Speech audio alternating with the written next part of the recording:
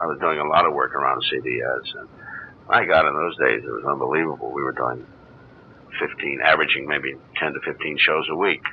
A lot of it was at CBS. I never got involved in the comedy shows, so I did all of the dramatic shows. I started doing the opening voice in it. Frankly, I don't remember how it started, but I did an awful lot of it. In March of 1954, Escape was still airing on CBS. Although it was frequently dropped and moved around the network schedule, it was popular and cheap enough to consistently come back. During its heyday, Escape was produced and directed by William N. Robson. The first story editor on Escape was a man named John Meston. John Meston went on from being story editor at CBS out on the coast to being creator of Gunsmoke. Gunsmoke, oh yes. And John Meston was followed by John Dunkel, a very, very intellectual type fellow. And it was John Meston and John Dunkel who were principally responsible for the selection of the material and the acquisition of it. Their contribution was superb. Practically never did I disagree with them. So if you were complimenting the quality of the material on Escape, those were the two men who were responsible for it. The quality of the production was mine when I was doing it. Other people also did the show through the years.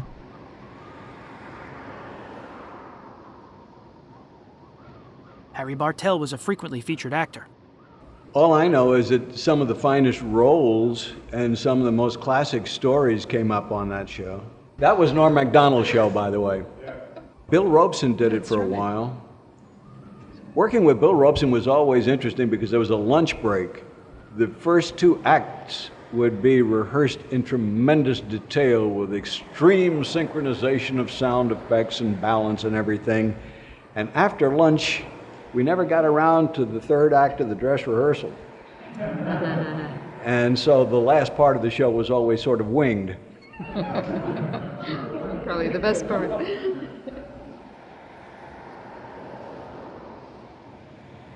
Les Crutchfield often penned scripts for the series. Escape's original assistant director was Norman Macdonnell. He later became famous for being at the helm of Gunsmoke. I first came to know Les when he was still working at Caltech as an engineer.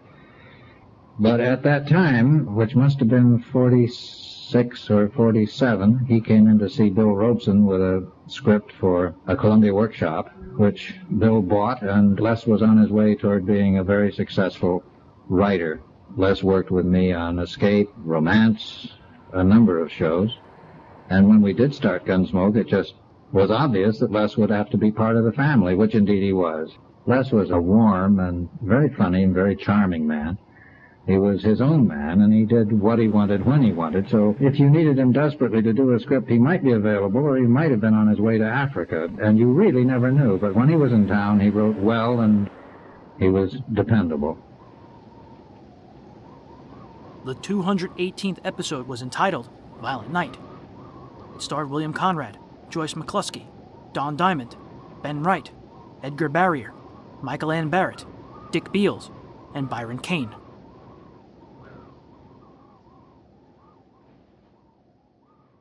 Tired of the everyday grind? Ever dream of a life of romantic adventure? Want to get away from it all? We offer you Escape. Escape, designed to free you from the four walls of today for a half hour of high adventure.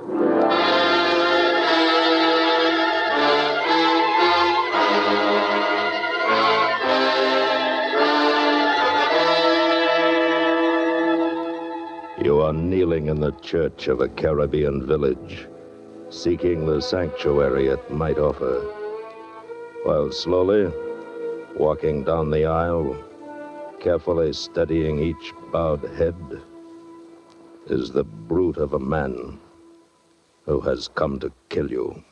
Listen now as Escape brings you Les Crutchfield's story, Violent Night.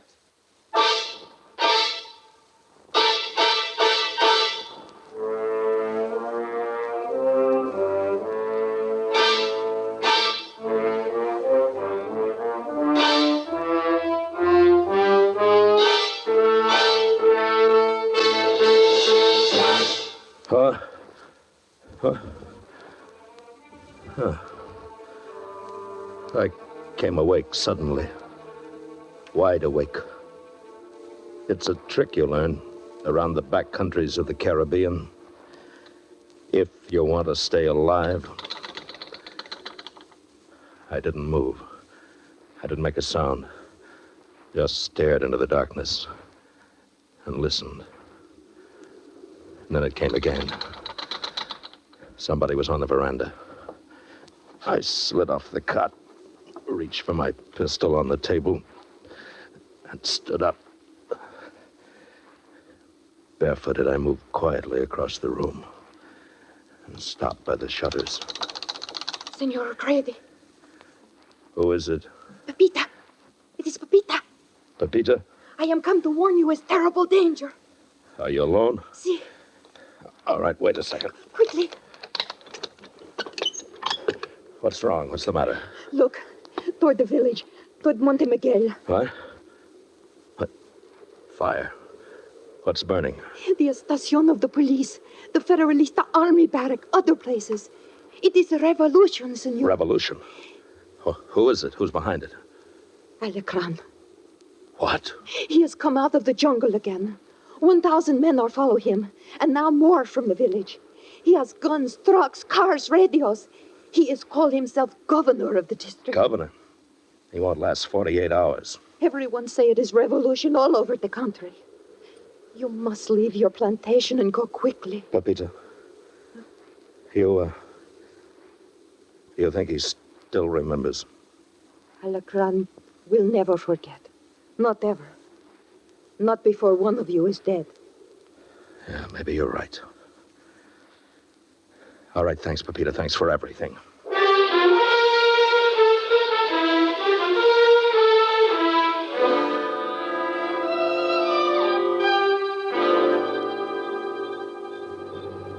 Ten minutes later, I lay hidden in a clump of bamboo by the irrigation ditch, 30 yards from my house, watching a convoy of army trucks swing in from the highway and roar up the road toward the plantation.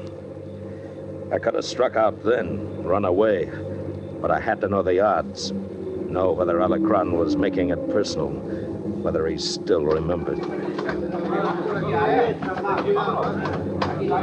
The truck skidded to a stop. Men with rifles piled out, circled the house. Spotlights cut through the night, lit up my bungalow, probing at the shutters. But I didn't see him until he stepped into the circle of lights and called out. Mr. O'Grady? Mr. Barry O'Grady. Alceran. You're wasting our time, Mr. O'Grady. You may as well come out. Educated in the States, but as cunning and cruel as the wildest Indian in the bush. Are you afraid of me, Mr. O'Grady? Are you afraid to come out and greet an old friend who has not forgotten you for a minute? Alceran, leader of a revolution, self-styled governor of the district. And he'd taken time out to lead this raid personally. Yes, Pepita was right. He hadn't forgotten. He blasted the bolt off my door with a Tommy gun, and then with a half a dozen of his men, he plunged into the house. It was time to get out. I'd wanted to know the odds, and now I knew them. I didn't have a chance. You know why I like radio? The words made your imagination work, and you built $1 million set just like that in your mind. And then I like the people in radio, generally speaking, except George Peroni. I like George Peroni, too. Listen, you had to be able to read. You had to be a literate person to work in radio. Some very nice people there. And then I liked, because later on I did a lot of film work and I had to do fights. I loved the idea of going into a radio show. Here's the big fight scene. Let the sound do it. That's it. Weren't you the one, Don, that we always hesitated to have you in a dying scene because it would always take 5 minutes?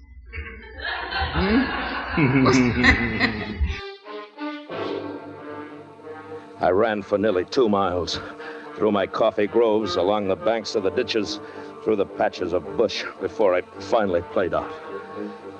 I was beside a narrow road leading back into the hills. I dropped down by the edge of it and tried to get my wind back. Alceran. For 2 years he'd waited, and now he was coming after me. He'd been trying to start a revolt then. I'd dragged him away from my workmen, taken his gun away from him, and beaten him to a pulp. And now he was back in control of the whole district, with a wolf pack at his heels. And then suddenly I noticed the headlights of a car coming down the road from the hills. The lights were too close together and too low to the ground for an army truck. There were ranches up in the hills, resorts. It might be a private car. It was worth a chance. I worked feverishly. The car was close now and moving fast. I gathered an armful of brush, threw it into the road, struck a match, and set fire to it. And then I dropped down in the ditch and waited.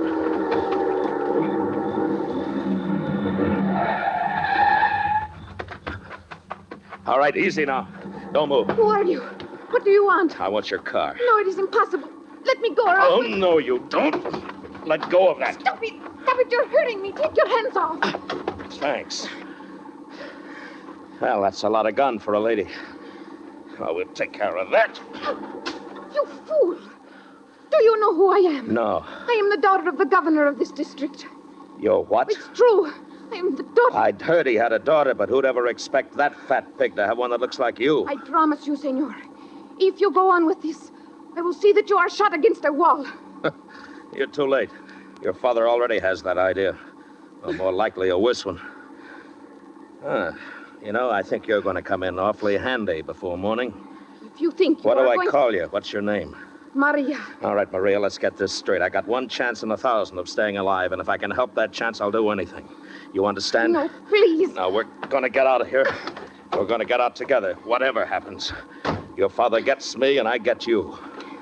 All right, now get the car started.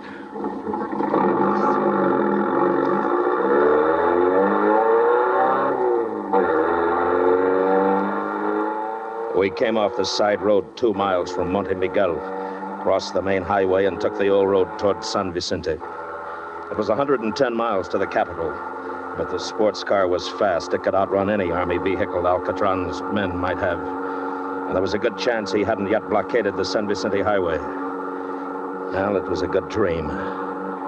It lasted for 2 miles. Then it popped like a soap bubble. In the road ahead, senor. Lights, trucks, men moving. What do you want me to do? Brakes, hit the brakes, come on. And get this thing turned around and make it fast. ¿Quién es? Diga, ¿quiénes son? Amigos. Vengan por acá. Ahora. Sí. All right, come on, step on it. Let's get out of here. Come on. Párese o disparo. Faster. Well, that was close, plenty close.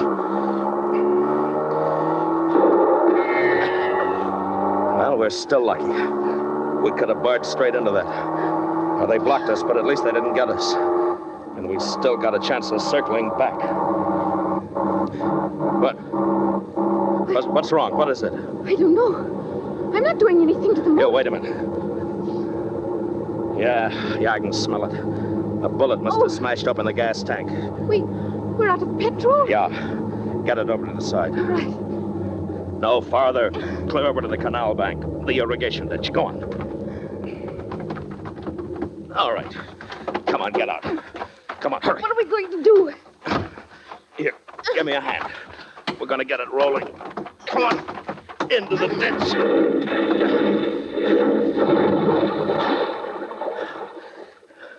All right, come on, let's go. Where? What do you mean? They'll be along here any second. Find where we sank the car.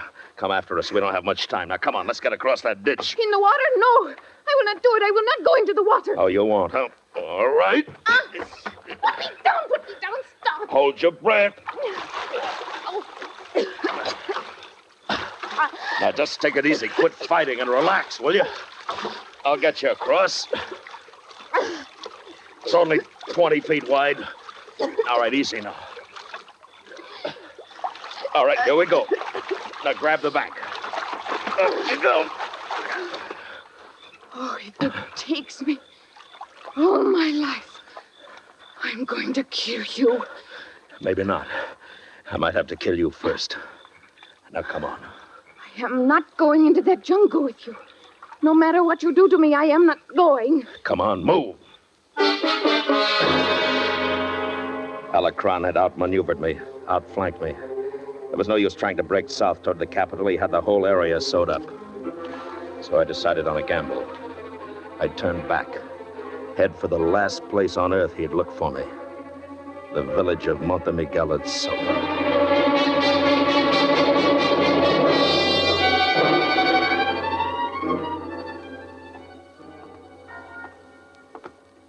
It was nearly midnight when we entered the village. I kept a tight grip on Maria's arm and hurried her through the back streets and alleys, heading toward Pepita's room on the other side of town. Though we didn't make it, a patrol of rebels came around the corner and moved toward us. We couldn't turn and run. We couldn't go on. We were trapped. But we'd stopped in front of a house built flush against the street. The door was only a few feet away. I stepped over and tried it. It was unlocked. I drew my gun and pushed the door open. All right, come on. There's no one in. Inside, quick. What are you going to do? Wait for the patrol to pass. Now be quiet. Here they come. Not a sound, Maria. Shh. Quiet.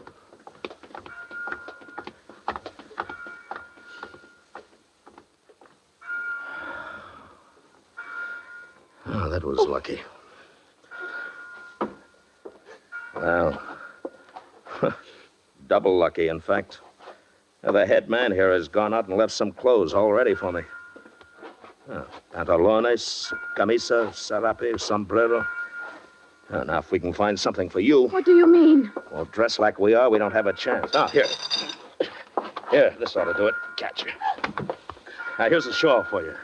You can throw it over your head and keep it around your face. If you think I am going to change my clothes... Get behind that curtain and do it any way you want, but get into that dress and do it fast. As good as escape was, the writing was on the wall. With no sponsorship forthcoming, the last episode would air on September 25th, 1954. The American people got a new toy.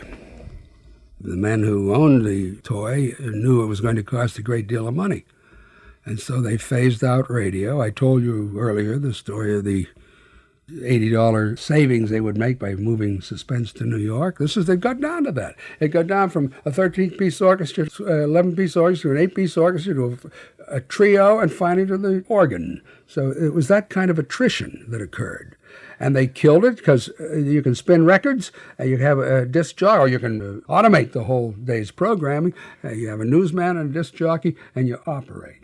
Because people went home and looked at their new toy. They weren't listening to radio. And now, as I think I said, you have a generation of people who don't know how to listen, who must have a picture to bolster up. They miss the beauty of the human voice, which is something I think you always... Well, they miss the beauty of their own imaginations.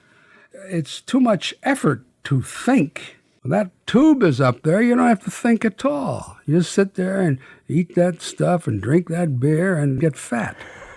But, we're never going to pull those men off the moon. No, we got to go now to Mars. I don't know why. You kill a lot of men that way eventually. But once you've made that step, you can't go back. You made the step to television, you can't go back to radio. A lot of us old poops will talk as we're talking now, but my 10-year-old son couldn't care less about that.